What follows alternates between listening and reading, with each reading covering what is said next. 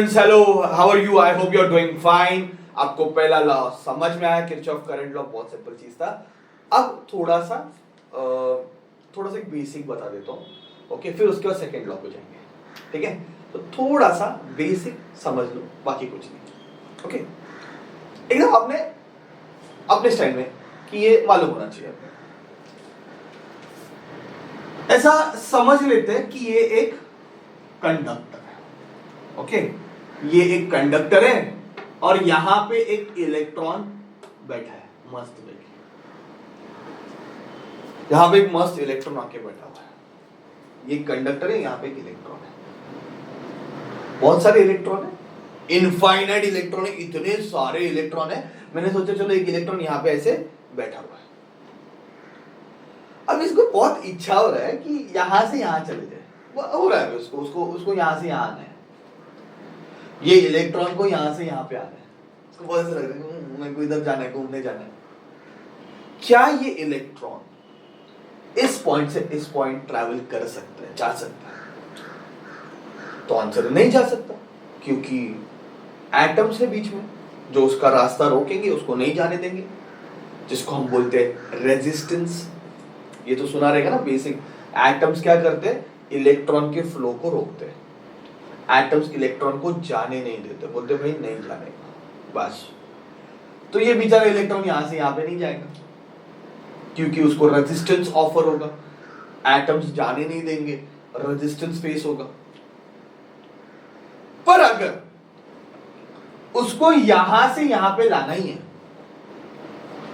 तो उस रेजिस्टेंस को तोड़ने के लिए, उसको ओवरकम करने के लिए, उस रेजिस्टेंस को ओवरकम करने के लिए, डोंट यू थिंक सो उसको एनर्जी लगेगी, उसको एनर्जी देनी पड़ेगी? चलो मतलब मैंने ऐसा सोचा कि चल यार मैं इसकी हेल्प करा देता हूं, मैं उसको यहां से यहां पे लेके आना चाहता हूं।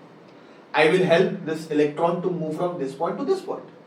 सो what I have to do? I have to provide energy, right? अभी मैं उसको एनर्जी कैसे प्रोवाइड करूंगा? तो मैंने एक काम कर दिया भाई, मैंने फटाक से बाहर से एक सेल लगा दिया।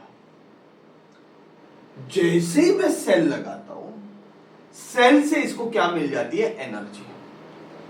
और ये क्या करता है? ये यहां से चल के यहां तक फिर पहुंच जाएगा।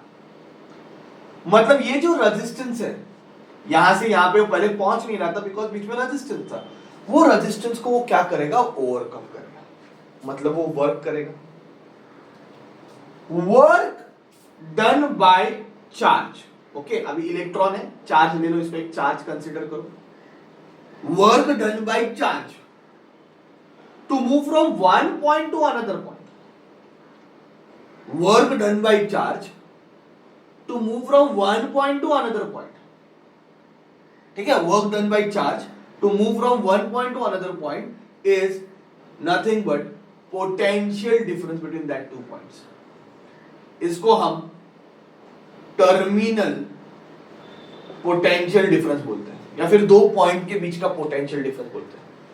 यही हमने इलेक्ट्रोस्टैटिक में पढ़ा था, कोई नया चीज नहीं है, ठीक है? कि एक चार्ज एक पॉइंट से दूसरे पॉइंट जाएगा, तो उसको जो वर्क करना पड़ेगा, when a charge moves from one point to another point, that work done by charge to move from one point to another point is potential between that two point. अब situation समझ लो। अभी इस charge को पूरे circuit में घुमा के वापस यहां लेके आना है। समझ लो, ऐसा सोच लो, एक चार्ज को पूरे सर्किट में घुमा के यहां पे लेके आना है। इलेक्ट्रॉन को, चलो इलेक्ट्रॉन ले लेते हैं। ये इलेक्ट्रॉन को यहां से पूरा घुमा के यहां पे वापस लेके आना है। अब मजा क्या है मालूम है क्या बच्चों? यहां से वो जा रहा है, जा रहा है, जा रहा है, जा रहा है, जा रहा है, जा रहा है, जा रहा है, मस्त खुशी खुशी जा रहा है, जा रहा है। क्यों खुशी खुशी जा रहा है? क्योंकि ये प्लस है, ये माइनस है, ये प्लस है, ये माइनस है, मस्त आराम से जा रहा है, कोई प्रॉब्लम नहीं, यहां तक आने की उसको कोई प्रॉब्लम नहीं है। पर सेल के अंदर अभी इलेक्ट्रॉन यहां तक आ गया, सोचो अभी यहां से यहां पे उसको जाना है, सेल के अंदर से जाना है, और ये खुद नेगेटिव है और इसको नेगेटिव के पास जाना है। तो डोंट यू थिंक सो यहां पे भी उसको रेजिस्टेंस ऑफर होगा, यहां पे भी उसको वर्क करना पड़ेगा? तो यहाँ पे उसको रेजिस्टेंस के जो सेल के अंदर केमिकल्स होते हैं वो केमिकल का रेजिस्टेंस को फेस करना पड़ेगा। बराबर है ना? केमिस्ट्री में आपने सेल के स्ट्रक्चर शायद पढ़े रहेंगे, इलेक्ट्रोलाइट वगैरह जो रहता है, तो उसको यहाँ पे वर्क करना पड़ेगा बच्चों, यहाँ पे उसको रेजिस्टेंस ऑफर होएगा। इसको इंटरनल रेजिस्टेंस बोलते हैं। क्या बोलते हैं इसको? Internal resistance of cell. Okay, और ये अभी यहाँ पे जो रेजिस्टेंस फेस हो रहा है ये एक्सटर्नल रेजिस्टेंस हो गया सर्किट का, ये एक्सटर्नल सर्किट का रेजिस्टेंस हो गया। तो याद रखो इंटरनल रेजिस्टेंस हमेशा किसका रहता है? सेल का रहता है। किसका रहता है? सेल का। क्योंकि जब इलेक्ट्रॉन को ऐसे पूरा एक राउंड मारना है तो सेल के अंदर फील कर वो खुद नेगेटिव है, और जब उसको पॉजिटिव से नेगेटिव जाना है तो उसको वर्क करना पड़ेगा बच्चों। समझते का मैं क्या बोलते हैं? ये ऐसा गोल गोल गोल गोल घुमा यहां तक आया, प्रॉब्लम नहीं है, पॉजिटिव था, पर पॉजिटिव से नेगेटिव जाने के लिए उसको अलग से रेजिस्टेंस फेस करना पड़ेगा, सेल के अंदर का रेजिस्टेंस फेस करना पड़ेगा, सेल के केमिकल्स का, इलेक्ट्रोलाइट्स का, जो अंदर कैथोड एनोड जो आपने पढ़ा रहेगा उन सब का यहाँ पे जो उसको रेजिस्टेंस फेस करना पड़ रहा है उसको इंटरनल रेजिस्टेंस ऑफ सेल बोलते हैं। और फिर तभी वो वापस जाके इधर आएगा।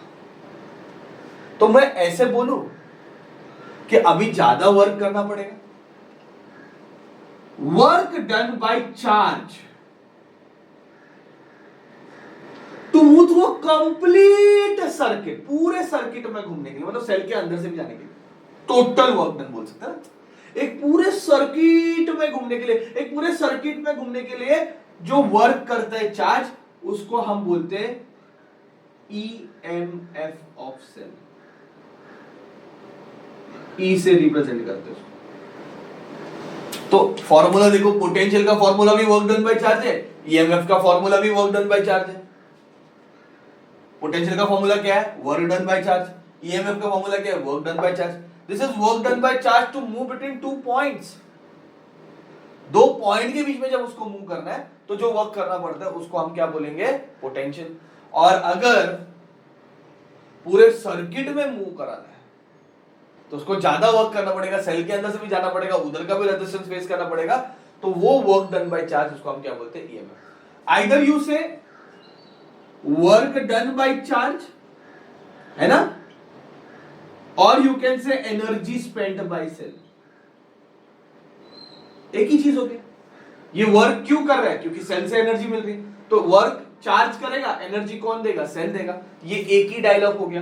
तो ऐसा भी बोल सकते हैं, it is the energy spend by cell to move charge through complete circuit. एकदम शॉर्ट में सेल की जो एनर्जी होती है उसको हम ईएमएफ से रिप्रेजेंट कर सकते हैं। Okay, work done by charge. तो ईएमएफ का फुल फॉर्म क्या है? Electromotive force. ईएमएफ का फुल फॉर्म क्या है? Electromotive force, EMF. पर वो फोर्स नहीं है, वो एनर्जी है। चार्ज को जितनी एनर्जी लगती है एक पूरे सर्किट में घूमने के लिए, कंप्लीट सर्किट घूमने के लिए, उसको ईएमएफ ऑफ द सेल बोलते हैं। क्या बोलते हैं उसको? EMF of the cell. मुझे नहीं चाहिए कंफ्यूजन ये दोनों फॉर्मूला में। I hope it is clear. Please ये बात दिमाग में रखो, क्योंकि बेसिक 11th स्टैंडर्ड में था, मैंने अभी बता रहा हूं, क्योंकि अपने को लगेगा ये आगे जाके। पोटेंशियल हमेशा दो पॉइंट के बीच का होता है। दो पॉइंट के बीच में अगर चार्ज को घुमाना है, जो वर्क करना पड़ेगा दैट इज पोटेंशियल। पूरे सर्किट में घुमाना है, पूरे सर्किट में घुमाना है, जो वर्क डन करना पड़ेगा that is called EMF of the cell. एकदम सिंपल वे में, ज्यादा इसको और हेक्टिक और डिफिकल्ट नहीं कर रहा हूं, बहुत चिंदी वे में आपको मैंने बता दिया। ठीक है, नक्की। फिर आप इसको यहाँ पे पूरा फॉर्मूला लगाओ और एक इसका फॉर्मूला आप ऐसे निकाल सकते हो, I is equal to E upon R plus R, पूरे सर्किट के लिए, फॉर अ कंप्लीट सर्किट, है ना। ये फॉर्मूला आप बना सकते हो। ये ओम्स लॉ ही है, या फिर V is equal to I R, सुना रहेगा ना आपने ओम्स लॉ। ओके, ये ओम्स लॉ है। अभी ये मैं अभी आपको डायरेक्ट बता रहा हूं कि ये दोनों फॉर्मूले लर्न करो। देखो, यहां से यहां तक अगर आपको फॉर्मूला लगाना है, ठीक है, ये दो पॉइंट के बीच में फॉर्मूला लगाना है। चलो एक इमेजिन कर लेते हैं, ये रेजिस्टेंस R है, यहां पे सेल लगाया, ये सेल का ईएमएफ E है, ये सेल की एनर्जी E है, इसका इंटरनल रेजिस्टेंस स्मॉल r है। देखो कैसे लिखते हैं, इसका रेजिस्टेंस स्मॉल r है, इसका ईएमएफ E है, इसको एक रेजिस्टर लगा दिया, यहां से करंट फ्लो रहा है I, है ना, करंट पूरा I फ्लो रहा है।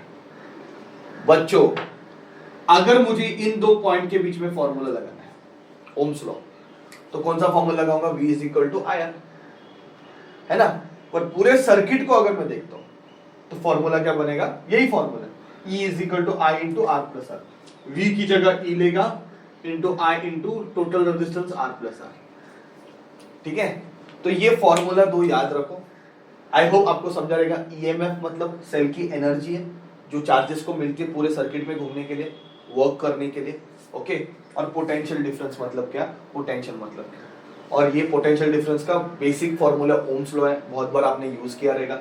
ये EMF का फॉर्मूला है, ये दोनों फॉर्मूला अच्छे से याद रखो। अभी मैं इसको डिराइव नहीं कर रहा हूं क्योंकि ये सब 11th में था, अपने को नहीं। थोड़ा सा एक चीज आपको पता है कि भाई पोटेंशियल डिफरेंस क्या है और EMF क्या, आपके दिमाग में थोड़ा क्लियर आइडिया होना चाहिए, क्योंकि किरचॉफ का सेकंड लॉ पढ़ना है, तो ये दोनों चीजें मालूम होनी बहुत जरूरी है, ठीक है बच्चों।